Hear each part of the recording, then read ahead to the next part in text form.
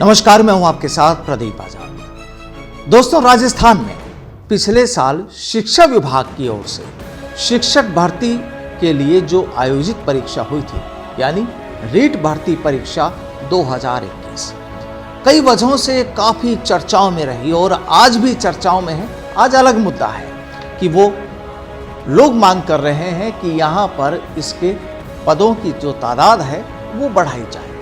बहरहाल मुद्दा वो नहीं, लेकिन मुद्दा रीट भर्ती परीक्षा से ही जुड़ा हुआ है।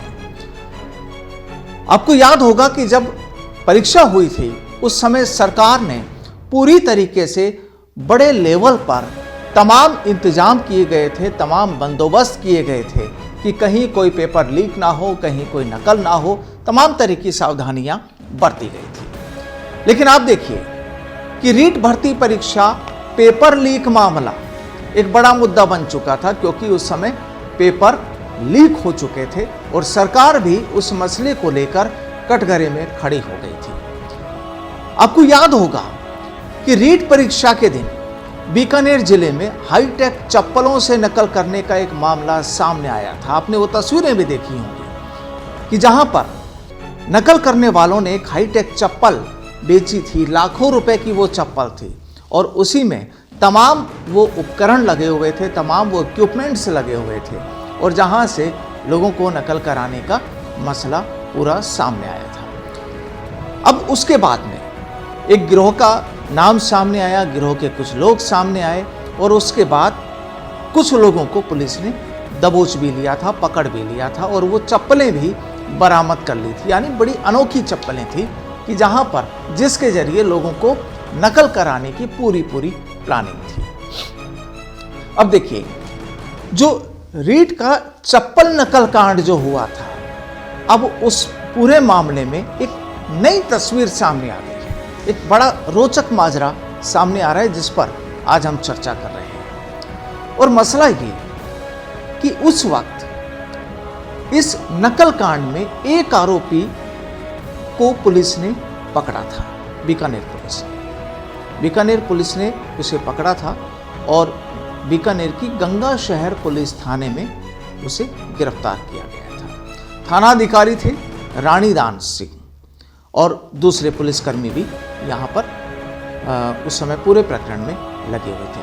अब दरअसल जो कहानी सामने आई, कहानी ये कि जिस आरोपी को पकड़ा गया था उस आरोपी की बाद में जमानत हो गई और उसके जो कुछ सामान जो पुलिस ने बरामद किया था वो पुलिस से वापस मांगने आया था। और लेकिन उसके बाद में कहानी पूरी बदल गई और हालात ये हो गए कि अब पुलिस भी खुद कटघरे में खड़ी हो गई। क्या पूरा मसला है वो बताता हूं। दरअसल रीट परीक्षा में नकल के मामले में पुलिस ने दिल्ली के सुरेंद्र धारीवाल नामक एक शख्स को गिरफ्तार किया था और जिस पर नकल के लिए हाईटेक चप्पल तैयार करने का आरोप था। अब गिरफ्तारी हुई और गिरफ्तारी के कुछ दिनों बाद सुरेंद्र की जमानत हो गई और अभी तक की जो जानकारियां मिल रही हैं उसके मुताबिक जब सुरेंद्र ने गंगा शहर पुलिस से जब्त सामान वापस करने की डिमांड की तो पुलिस ने उसे पूरा सामान नहीं दिया और उसी से पैसों की डिमांड कर ली गई।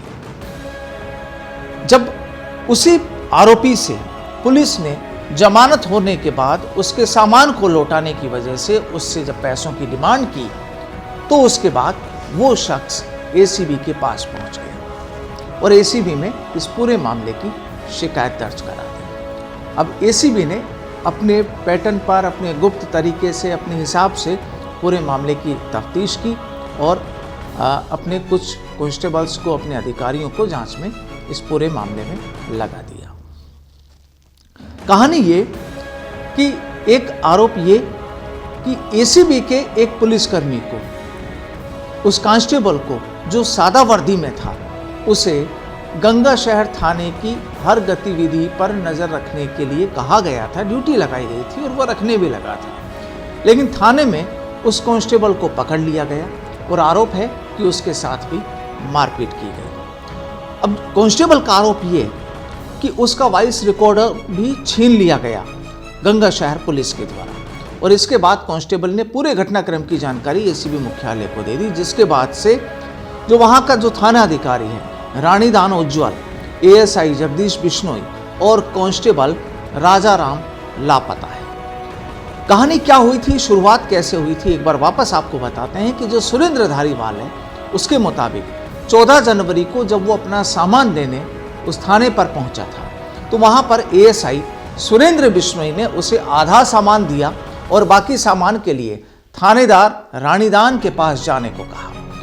अब जब वो वहां पहुंचा तो उससे पैसों की मांग की गई।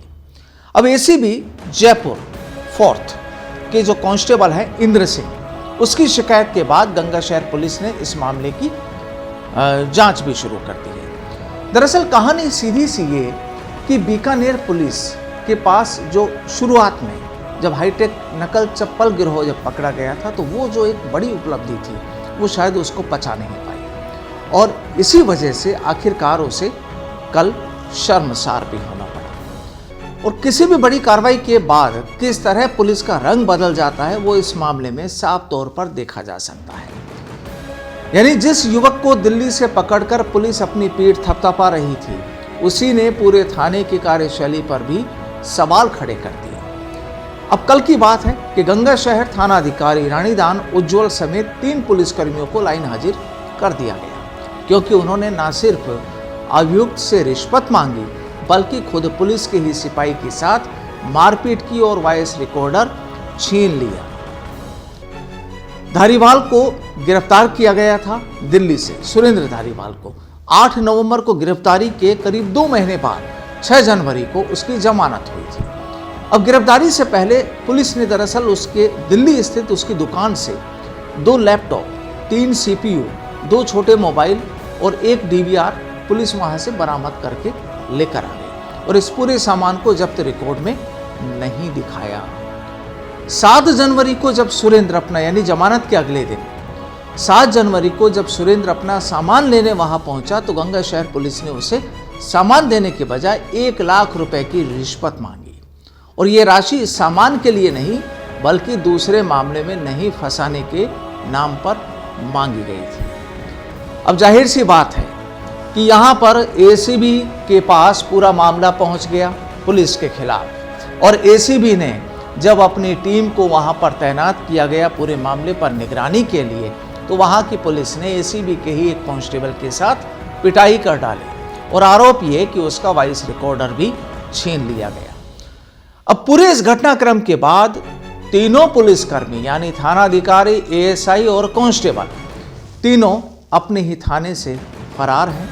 अपने ही थाने में उनके खिलाफ मामला दर्ज हो चुका है और जाहिर सी बात है कि खाकी को जो अपना दामन बहुत मुश्किल होती है उसे बचाने के लिए कि कोई दाग ना लगे, लेकिन इन्होंने इस पूरे मामले पर राजस्थान पुलिस को फिर शर्मसार कर दिया। और जाहिर सी बात है कि लगता यही है कि बहुत जल्दी इन तीनों फरार पुलिसकर्मियों के खिलाफ भी सरकार शायद कोई बड़ा एक्शन ले ले। लेकिन आप देखिए कि जिस तरीके से रिश्वत का खेल लगातार जारी है और अक्सर खाकी के महकमे से जो तस्वीरें निकलती हैं वो अपने आप में कई सवाल खड़े करती हैं।